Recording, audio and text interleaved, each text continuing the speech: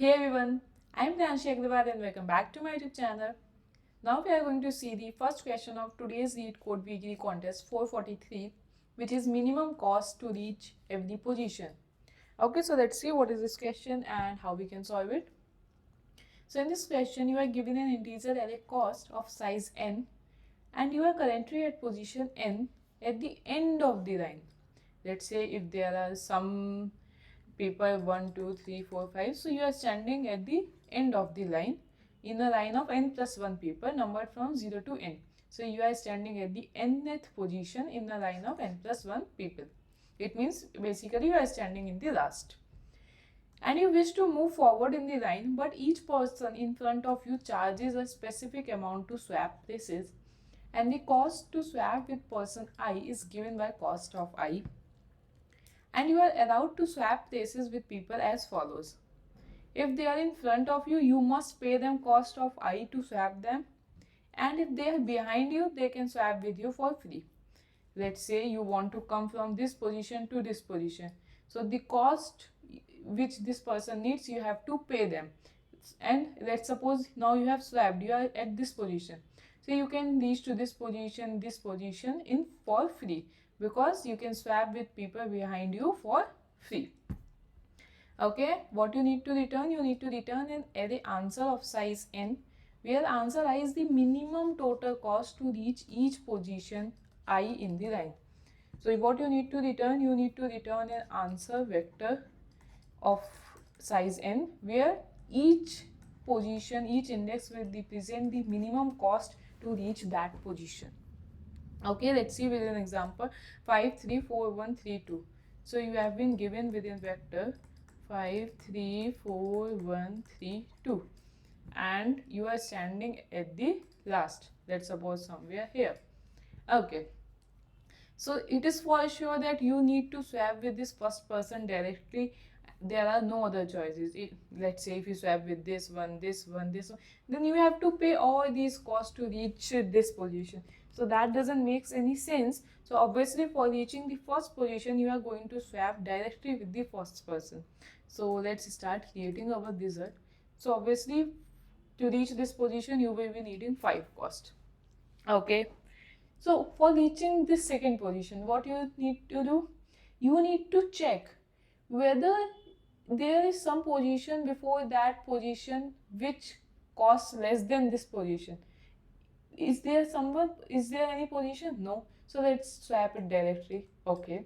Now for this, again check is there any position which costs less than this one, which costs less than 4.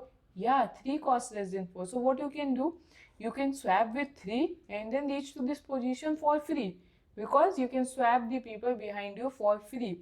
That's why we need to check if there is some index before a particular index which costs less than that.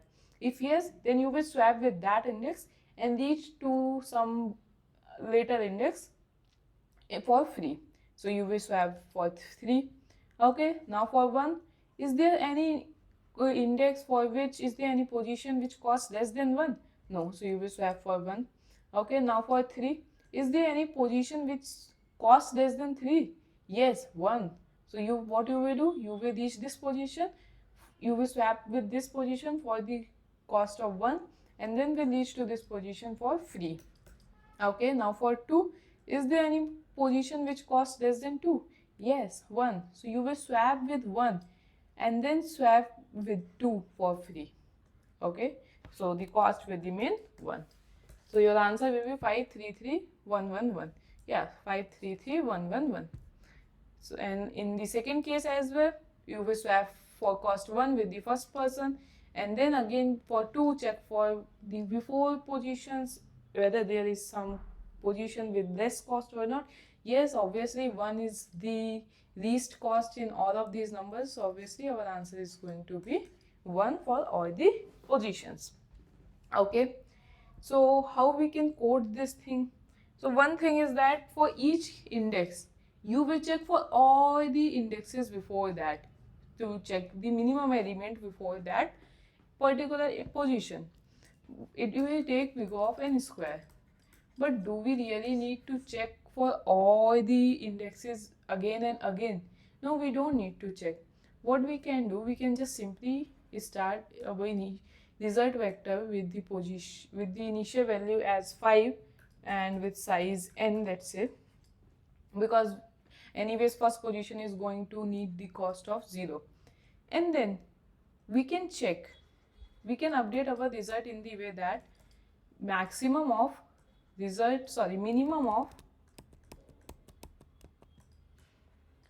result of I minus 1 comma cost of I, because we just need to keep the track of minimum cost. So what we can do, we can just update our result with minimum of result of I minus 1 and cost of I.